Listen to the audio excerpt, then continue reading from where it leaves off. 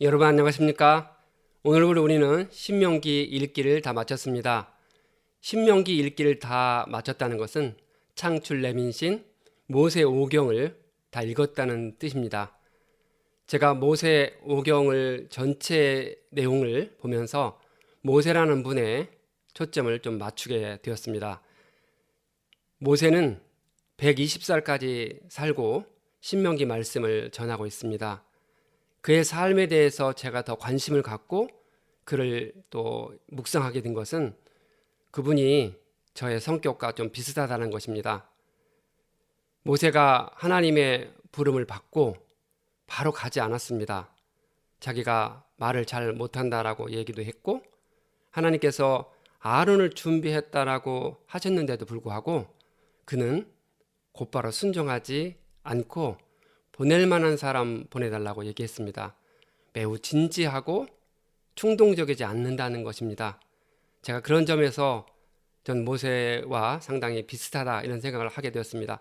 모세의 MBTI로 본다면 그는 전통주의자라고 생각을 합니다. 성경에 많은 인물들이 있습니다. 다윗은 시를 많이 쓰고 했던 이상주의자, 또 베드로는 즉각 행동하는 경험주의자, 바울은 논리적이고 체계적이고 글을 쓰고 똑똑한 그 관념주의자, 이렇게 볼 수 있는데요. 어쨌든 정확한 것들은 다 알 수는 없지만 대략적으로 봤을 때 모세는 매우 내성적이고 계획적인 분이었다라고 생각을 합니다. 그래서 이 모세를 통해서 제가 배웠던 그런 내용들을 5가지로 정리하고자 합니다. 첫 번째는 꿈과 비전이 좌절되었을 때 어떻게 대응을 하고 반응을 하고 해석하는지 그 내용을 배웠습니다. 신명기 3장을 보겠습니다. 신명기 3장 25절 말씀입니다. 구하옵나니 나를 건너가게 하사 요단 저쪽에 있는 아름다운 땅, 아름다운 산과 레바논을 보게 하옵소서 하되 여호와께서 너희 때문에 내게 진노하사 내 말을 듣지 아니하시고 내게 이르시기를 그만해도 족하니 이 일로 다시 내게 말하지 말라. 너는 비스가 산 꼭대기에 올라가서 눈을 들어 동서남북을 바라고 내 눈으로 그 땅을 바라보라. 너는 이 요단을 건너지 못할 것임이니라. 여러분 40년 동안 가나안 땅 하나 바라보고 왔습니다. 그런데 하나님께서 가지 못하게 하신다고 합니다. 얼마나 좌절이 되었을까요? 정말 그곳 하나 바라보고 왔는데 그 120살 된 하나님의 선지자를 좀 건너가게 해주시면 안 될까 그런 생각을 해봅니다. 그런데 하나님께서 아주 냉정하게 이제 너는 건너갈 수 없다라고 보기만 해라 라는 말씀을 해주십니다. 모세가 얼마나 울었는지 좌절했는지 그런 자세한 내용들은 나와 있지 않지만 저는 제가 경험했던 내용들 잠깐 나누면서 간접적으로 한번 그때 그 느낌을 한번 나누고자 합니다. 제가 30대 후반 40대에 큰 좌절을 경험했습니다. 어느 대학의 임용의 과정에 있었는데 좋은 성적으로 갔는데 면접에 참여할 수 없다는 통보를 받았습니다. 저는 그 통보를 받고 너무나도 많이 울었습니다. 모세는 40년 동안 가나안 땅을 바라보고 왔는데 저는 그 교수직에 10년의 삶을 걸었습니다. 너무나도 어렵고 힘든 과정들이었는데 이유가 정확하게 밝혀지지 않은 채로 저는 임용의 면접도 볼 수가 없었습니다. 저는 좌절하고 있었을 때에 그 당시 저는 고3 교회 학교 고3 담임이었습니다. 주일날 예배에 갔었는데 그 당시 전도사님이 신명기 3장의 말씀을 가지고 설교를 하시는 거였습니다. 그 설교에 이런 말씀이 있었죠. 그만해도 족하다. 다시는 이 문제로 거론하지 말라. 너무나 낙심이 되고 힘들었던 저에게 이유를 모르겠지만 이 말씀은 저는 나의 자리가 아니었구나. 나의 자리가 아니니 내가 다르게 생각하고 다른 길을 찾아봐야겠구나. 그런 생각을 하게 되었습니다. 그러면서 저는 이렇게 기도하였습니다. 하나님, 저는 정말 도저히 이해가 가지 않습니다. 이렇게 결정이 된 것은 이해가 가지 않는데 하나님이 하셨다면 그 일을 저에게 보여주십시오. 그리고 이 일이 잘 되었습니다라고 고백이 나올 수 있도록 주님 해석할 수 있도록 인도해 주십시오. 그렇게 기도한 적이 있습니다. 몇 년이 지나고 난 다음에 저는 깨달았습니다. 제가 막 살았던 삶에 대한 결과라고 깨달았던 것입니다. 세상의 조건들은 다 갖추었었는데 하나님 보시기에는 그곳에 놓아두는 것보다 다른 길이 더 낫다는 그런 의미였습니다. 모세가 이렇게 꿈이 좌절되고 또 비전이 좌절되었을 때 하나님께 나가서 그러면 누가 이 백성을 이끌고 가야 합니까? 라고 기도했습니다. 그래서 하나님께서 여호수아를 세워서 안수하고 그를 너의 후계자로 세워라 라고 하셨습니다. 모세가 그렇게 하는 모습을 보면서 저의 인생에 아주 중요한 방향들이 결정되었고 그것이 저에게 오늘날까지 깊은 영향을 미치고 있습니다. 아마도 그때 하나님께서 방향을 틀어서 저에게 그 새로운 길을 가게 해주셨기 때문에 오늘 이 TM 미션 사역을 감당할 수 있을 거라고 생각합니다. 솔직히 몇십 년 전으로 돌아가서 대학 교수의 임용에 저에게 가겠느냐고 그 길로 가겠느냐라고 한다면 아마 저는 아닙니다. 하나님이 바르게 보셨습니다. 이 길이 더 나은 것 같습니다. 이 길이 더 제게 의미가 있습니다라고 고백할 것 같습니다. 제가 두 번째로 모세를 통해서 배운 것은 십계명입니다. 제가 십계명을 지키는 줄 알았는데요. 보니까 십계명이 저를 지킨다는 것을 알았습니다.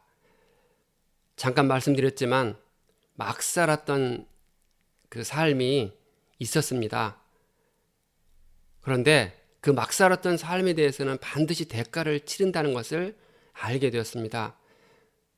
십계명을 좀 더 일찍 알았더라면 저는 많이 돌아가지 않았을 거라는 생각을 하게 되었습니다. 그래서 저희 아이들이 초등학교 저학년일 때 저는 이 십계명을 가르치기 시작했습니다. 좀 더 쉽게 가르치기 위해서 십계명의 순서와 내용들을 잊지 않게 하기 위해서 나우, 이안, 부살간도, 거탐 이렇게 스토리텔링으로 만들어서 외우게 했습니다. 저도 그때 이후로 이렇게 순서도 정확하게 기억하고 그리고 그 내용이 내 몸에 내면화됐다는 것을 알게 됩니다. 그 내용이 어떤 내용들인가는 이미 제가 여러분들에게 여러 번 말씀드렸기 때문에 생략하겠습니다. 한 가지만 말씀이 드린다 한다면 정말 간음하지 말라. 남자들 많이 무너지는 것이 음행 또 음란한 일들입니다.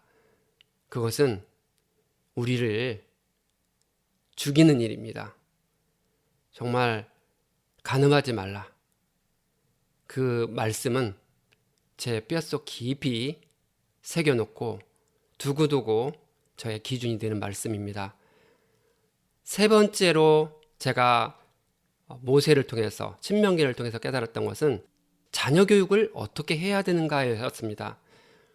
저는 대학, 석사, 박사 다 교육학만 전공했습니다. 그래서 교육을 어떻게 해야 되는지에 대해서 많은 관심을 갖고 있었고 그러던 차에 신명기 6장을 만날 수 있었습니다. 신명기 6장 가보겠습니다. 신명기 6장 4절입니다. 이스라엘아 들으라. 우리 하나님 여호와는 오직 유일한 여호와시니 너는 마음을 다하고 뜻을 다하고 힘을 다하여 내 하나님 여호와를 사랑하라. 오늘 내가 내게 명하는 이 말씀을 너는 마음에 새기고 내 자녀에게 부지런히 가르치며 집에 앉았을 때든지 길을 갈 때든지 누워 있을 때든지 일어날 때든지 이 말씀을 강론할 것이며 너는 또 그것을 내 손목에 매어 기호를 삼으며 내 미간에 붙여 표로 삼고 또 내 집 문설주와 바깥문에 기록할지니라. 저는 이 말씀을 통해서 자녀 교육의 원리를 알게 되었습니다. 그리고 왜 이스라엘 백성들이 그렇게 노벨상에서 두각을 나타내고 있는지 알게 됐습니다. 이 말씀이 정말 중심이었죠. 말씀을 정리해서 이마에 또 미간에 또 새기고 그리고 문설주에 놓고 반복해서 시청각 교육 계속하고 암송하라고 하는 뜻입니다. 교육에서 이보다 더 중요한 일은 없습니다. 그런데 그것이 하나님을 사랑하는 방법이고 그것이 자녀를 사랑하는 방법이라는 사실을 알게 되었습니다. 제가 네 번째로 깨달았던 것은 창세기 2장 24절 말씀에 대한 답을 신명기 24장 5절에서 찾았다는 것입니다. 남자가 부모를 떠나서 여자와 한 몸을 이루라. 이걸 어떻게 해야 되나? 그렇게 의문을 갖고 있었는데 신명기 24장 5절에서 그 답을 찾았습니다. 한번 보겠습니다. 신명기 24장 5절. 사람이 새로이 아내를 맞이하였으면 그를 군대로 내보내지 말 것이요 아무 직무도 그에게 맡기지 말 것이며 그는 1년 동안 한가하게 집에 있으면서 그가 맞이한 아내를 즐겁게 할지니라. 문화도 차이가 있고 여러 가지 가정의 그 상황들이 차이가 있는 두 남녀가 만나서 하나가 되는 길은 결코 쉽지 않습니다. 그런데 결혼 초 사랑이 그렇게 식지 않았을 그때에 1년 동안 군대도 가지 않고 함께 있는다 한다면 하나 되는 길에 많은 도움이 될 수 있다는 사실을 알게 되었습니다. 제가 결혼할 때는 이 사실을 알지 못했어요. 그래서 정말 아내와 함께 너무나 그 어려운 삶을 초창기에 좀 살았던 것 같습니다. 왜냐하면 차이가 정말 많이 나는 거예요. 이제 돌아보면 너무 사소한 것이었는데 그것이 마치 집안 대 집안의 문제인 것처럼 생각하고 그렇게 어렵게 지냈던 것 같습니다. 이 말씀은 이제 저희 자녀들에게 제가 주례를 쓰거나 우리 제자들에게 꼭 전해주는 말씀입니다. 1년 동안 결혼 후에 1년 동안 아내와 함께 있으면서 즐겁게 해주다 보면 정말 하나가 되는데 큰 도움이 될 것입니다.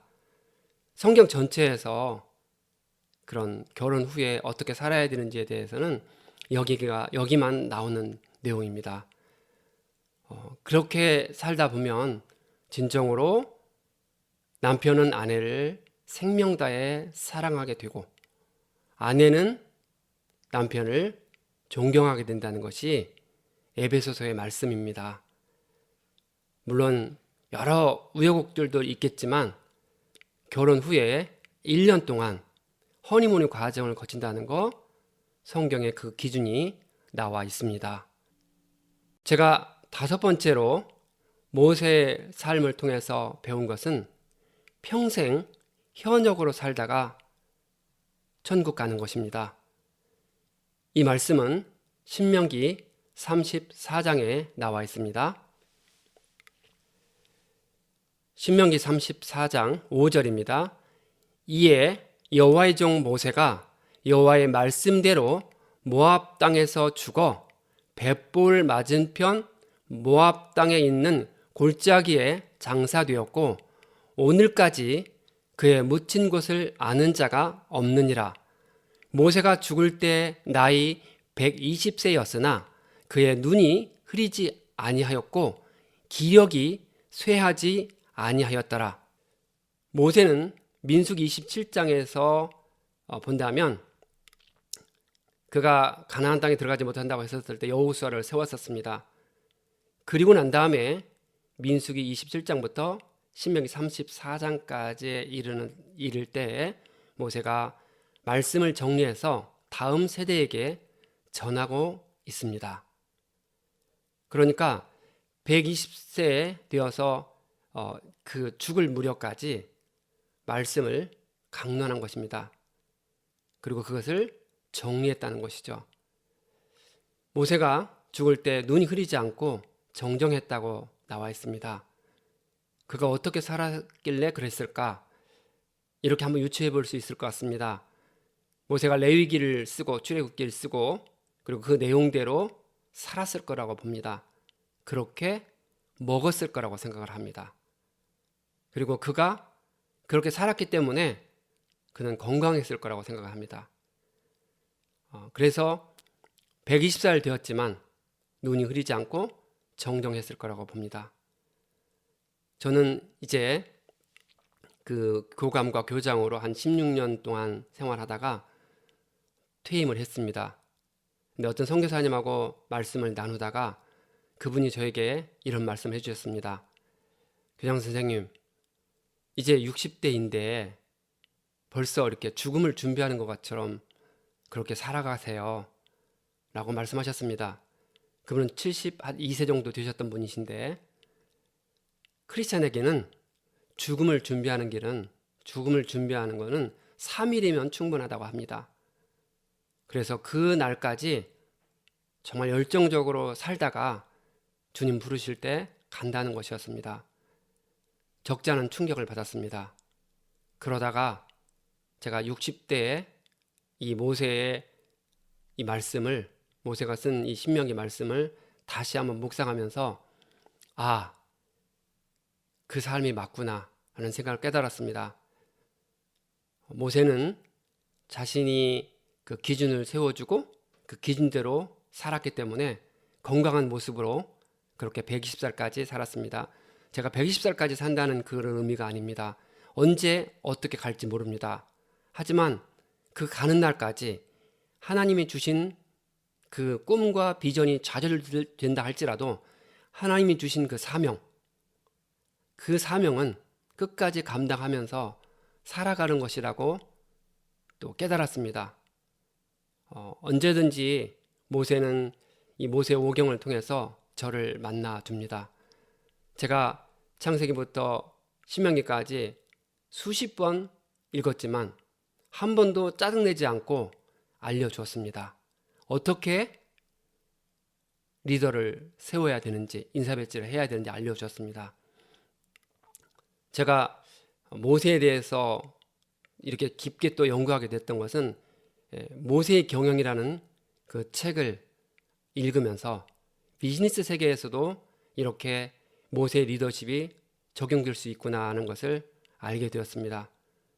제가 교장으로 있을 때 인사 배치는 너무나도 중요했고 그 모든 원리를 출애굽기 18장의 모세가 10부장, 50부장, 100부장, 1000부장 세울 때에 그럴 때 배웠던 것입니다.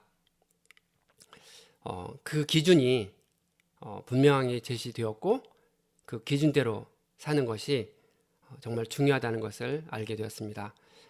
여러분은 모세를 어떻게 바라보셨는지 한번 생각해 보는 시간 가졌으면 좋겠습니다. 이제 우리는 내일부터 여호수아를 읽을 것인데요. 여호수아부터 말라기까지 갈 때까지 모든 기준은 모세 오경처럼, 모세 오경에서 말하는 그런 말씀처럼 살았는가, 그렇게 살아내고 있는가를 보는 그런 내용들이 계속 나올 것입니다.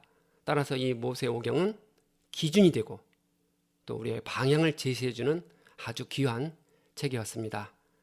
여러분 함께 해주셔서 감사합니다.